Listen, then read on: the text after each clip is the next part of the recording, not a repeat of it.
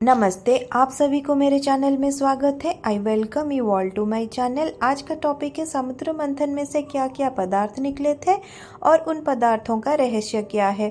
पर समुद्र मंथन क्यों हुआ था ये जानने के लिए आप मेरे दूसरे वीडियो भी देख सकते हैं जो मेरे चैनल में ही है। तो चलिए ये वीडियो को शुरू करते हैं।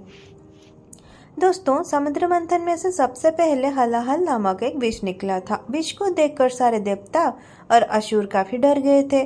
तब संसार की रक्षा करने हेतु भगवान शिव ने उस भयंकर विष को ग्रहण कर लिया था। इसका मतलब है कि अमृत हर इंसान के मन में ही स्थित होते हैं।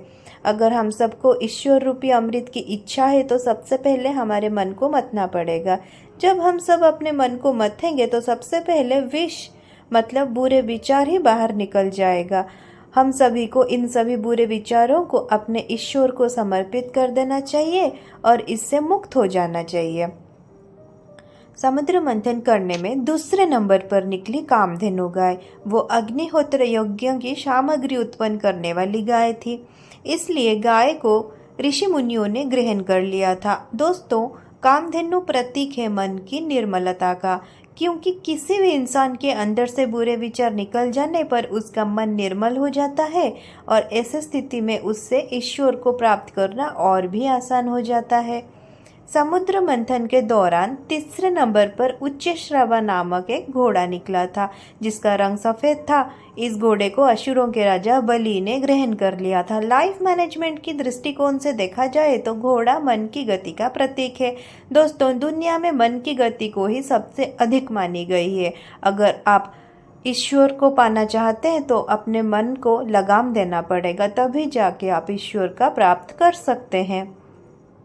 समुद्र मंथन के क्रम में चौथे के नंबर पर ऐरावत हाथी निकला था। ऐरावत हाथी के 4 बड़े बड़े दांत थे जिसकी चमक कैलाश पर्वत से भी अधिक थी। ऐरावत हाथी को देवराज इंद्र ने अपने पास रख लिया था। दोस्तों, ऐरावत हाथी प्रतीक है बुद्धि का और उसके 4 दांत लोभ, मोह, वासना और क्रोध का प्रतिनिधित्व करते हैं। दोस्तों, निर्मल बुद्धि से ही हम सब इन विकारों पर काबू कर सकते हैं और भगवान को पा सकते हैं। समुद्र मंथन के 5वें क्रम पर कौस्तभ मणि निकला था जिसे भगवान श्री हरि विष्णु ने अपने हृदय पर धारण कर लिया था। दोस्तों, मणि प्रतीक है भक्ति का। जब आपके मन से सारे विकार निकल जाएंगे तब आपके मन में भक्ति ही शेष रह जाएगी और भक्ति हम सबको भगवान के पास ले जाएगा। तो दोस्तों, समुद्र मंथन के 6ठे नंबर पर निकला था कल्प वृक्ष।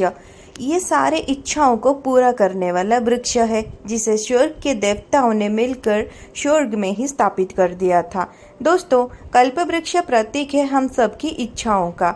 वृक्ष से जुड़ा लाइफ मैनेजमेंट का सूत्र कहता है कि अगर आप अपने जीवन में ईश्वर रूपी अमृत को प्राप्त करना चाहते हैं तो आप अपनी सभी इच्छाओं को त्याग करना पड़ेगा। अगर मन में इच्छाएं होगी तो आप ईश्वर को प्राप्त नहीं कर सकते। समुद्र मंथन के 7वें क्रम पर रंभा नामी एक अप्सरा निकली थी जो बहुत सुंदर थी। वो सुंदर वस्त्र और आभूषण पहने हुए थी। उसकी चाल मन को लुभाने वाली थी। अप्सरा को भी देवताओं ने अपने पास ही रख लिया था। अप्सरा प्रतीक है इंसान के मन में छुपी वासना का। जब कभी भी हम सब किसी विशेष काम में लगे होते हैं तब हम सबके अंदर वासना आकर सबका मन विचलित कर लेता है और उस स्थिति में हम सबको अपने मन पे नियंत्रण होना बहुत ही जरूरी है। समुद्र मंथन के 8वें स्थान पर निकली थी देवी लक्ष्मी। देवी लक्ष्मी को देखते ही असुर, देवता और ऋषि मुनि सभी चाहने लगे थे, लेकिन देवी लक्ष्मी भगवान श्री हरि विष्णु को पति के रूप में स्वीकार कर लिया था। दोस्तों, लाइफ मैनेजमेंट के दृष्टिकोण से अगर देखा जाए तो लक्ष्मी प्रतीक है धन, वैभव, ऐश्वर्य और अन्य सांसारिक सुखों का। जब हम सब ईश्वर रूपी अमृत को प्राप्त करना चाहते हैं तो सांसारिक सुख भी हमें अपनी ओर खींचता है, लेकिन हम सबको उस ओर ध्यान न देना चाहिए और केवल ईश्वर को भक्ति करना चाहिए, तभी जाके हम ईश्वर को प्राप्त कर सकते हैं। समुद्र मंथन के 9th नंबर पर निकली थी वारुणी देवी। सभी देवताओं की अनुमति से इसे असुरों ने ले लिया था। दोस्तों, वारुणी का अर्थ है मदिरा यानी नशा।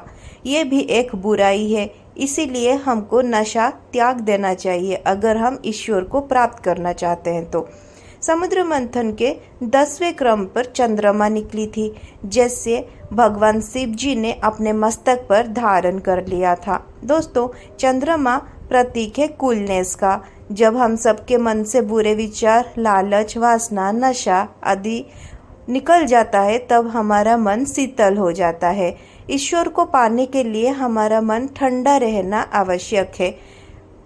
समुद्र मंथन के 11वें नंबर पर पारिजात वृक्ष निकला। पारिजात वृक्ष की विशेषता यह है कि छूने से ही शरीर के सारे थकान मिट जाती थी। पारिजात वृक्ष को भी देवताओं ने अपने पास ही रख लिया था। समुद्र मंथन से पारिजात वृक्ष निकलने का अर्थ है किसी भी मनुष्य को सफलता प्राप्त होने से पहले मिलने वाली शांति का। जब हम ईश्वर के निकट पहुंच जाते हैं तो हमारी थकान मिट जाती है। दोस्तों, समुद्र मंथन से 12वें क्रम पर पांचजन्य शंख निकला था। इस शंख को भगवान श्री हरि विष्णु ने ग्रहण कर लिया था। शंख को विजय का प्रतीक माना गया है। इसके साथ ही शंख की ध्वनि बहुत ही ज़्यादा शुभ मानी गई है। हमारे पुराण कहते हैं कि जब हम सब ईश्वर रूपी अमृत से एक कदम की दूरी पर होते हैं तो मन का खालीपन ये शंख के नाद से ही भर जाता है और ऐसी स्थिति में हम ईश्वर को और भी जल्दी पा सकते हैं। दोस्तों, समुद्र मंथन से सबसे अंत में भगवान धन्वंतरि अपने हाथों में अमृत कलश लेकर निकले थे।